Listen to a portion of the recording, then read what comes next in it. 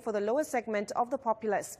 It is against the backdrop of the enactment of the Capital Markets, also known as Real Estate Investment Trusts or Collective Investment Schemes Regulations 2013, that the Nairobi Securities Exchange became the fourth African bourse to launch the Real Estate Investment Trust REITs market in 2013. For years down the lane, Stanley Fahari REITs, the first real estate investment trust in the country, last week but one recorded 108 million shillings in net profit for the year ended 2016, with management citing the profits are despite a difficult working environment. The CEO noted that there are general low levels of awareness on what rates are, and this is exactly why we're having this discussion on Corporate Talk. Now, joining me in studio is Esther Omulele, Head of Commercial and Property Department at MMC Africa Law. Thank you very much for joining us this afternoon. Thank you, Maya, for inviting me. So as we said, of course, this is an area that people are not really aware about. So for those who may not understand what rates are, can you just tell us what it is? So REITs are real estate investment trusts or vehicles that are put together for purposes of owning, developing and managing real estate. And what is listed at the stock exchange would be the REIT securities. All right. And why were REITs created? REITs, the purpose of REITs is really to pool funds, because what you find is that the cost of buying land, the cost of construction is really high. And for purposes of encouraging investors to come into this market, or even for developers who are within Kenya to invest properly within the real estate sector, the REITs were created for purposes of just providing an alternative funding to those sort of enterprises. If I could give an example of something like a mall, the cost of building a mall, the construction cost, the cost of buying land, because the land has to be in a prime location. So the cost of all that is high. And then if you look at the banking sector in this country, a lot of the banks are not keen to finance construction because the construction risk is said to be high. So REITs then were created as an option to fund real estate developments. Yeah. And why is there such lack of information, and how is this hindering the progress of REITs, would you say? Perhaps to answer that, I could just take us back a little to when the NSE was founded. 1954, we had the Nairobi Stock Exchange at the time, and it was an association of stockbrokers. And what they did at the time was to meet, and they would trade shares, and the trading of shares was manual. So 1954, way before independence. So as time went by, in 2000, and I think the year 2000, the CDSC was formed, the Central Depository Settlement Corporation was established. And the purpose of that CDSC was to automate the market. It was manual, then there was need to automate it. Then what happened in 2003 is that there was a lot of education around the stock market and what it does, and now the automation of that market. And what happened then, because of all that information, people then were aware of what the market was about. Now, if you look at the listings that have happened over the years, there was, I think in 1996, there was the KCB initial listing.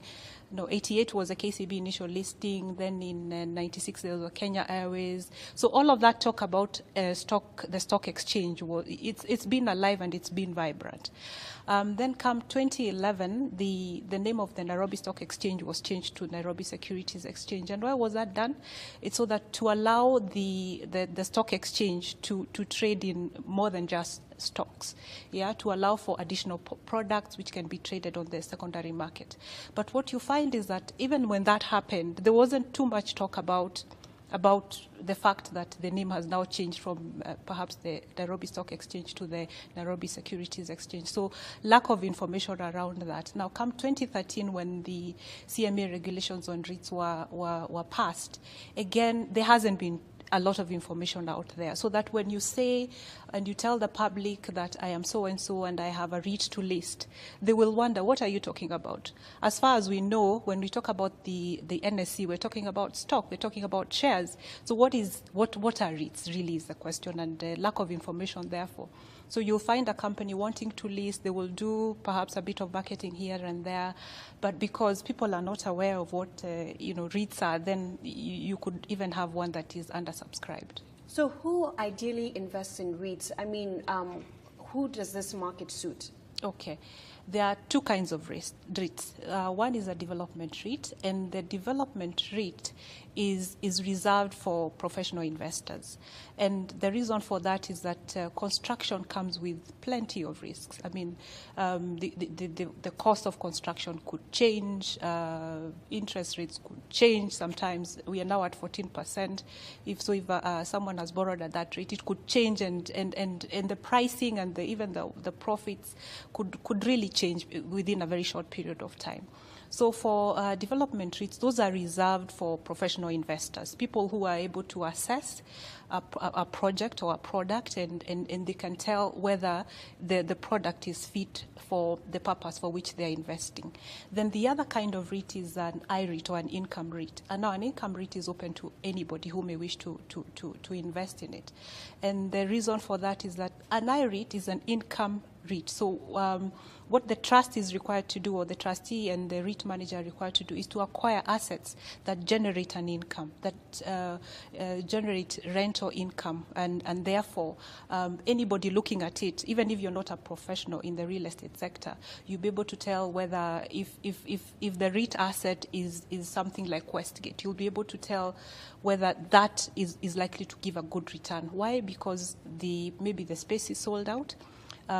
You have tenants who are paying a particular rent, so you can assess easily and tell. So REITs, depending on what it is, if it's a development REIT for professional investors, if it's an IREIT, it could be open to any investor. So you've just spoken about returns. I'm sure people want to know how generous those returns are. In terms of investments, how good of an investment is it?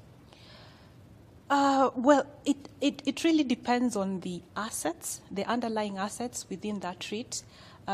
Because if you have a REIT, for example, that is diverse, you have retail space in there, you have commercial space, you have residential, you have industrial, it's a diverse REIT. What will happen is that it's likely to perform well, because if, for example, there's an oversupply, say, of retail space, and that then is not selling and the vacancy levels are high, and on the other hand, you have industrial, which everybody is looking to get. Right now, if you look at our industrial area, for example, it's full and there's not even much space. So if your REIT comprises of assets that are likely to give a good return, or are even of good quality, for example, then it will be a good REIT, it will be attractive, and it will be something that will be interesting for an investor to invest in. Thank you very much for that. And that was Esther Omulele, Head of Commercial and Property Department at MMC, Africa Law, just speaking about real estate investment trusts. I'm sure you've heard REITs a lot during this interview, so that's what it stands for. It stands for Real Estate Investment Trusts, and why they really haven't worked, and just informing you on how you can better invest in that. But let's move on.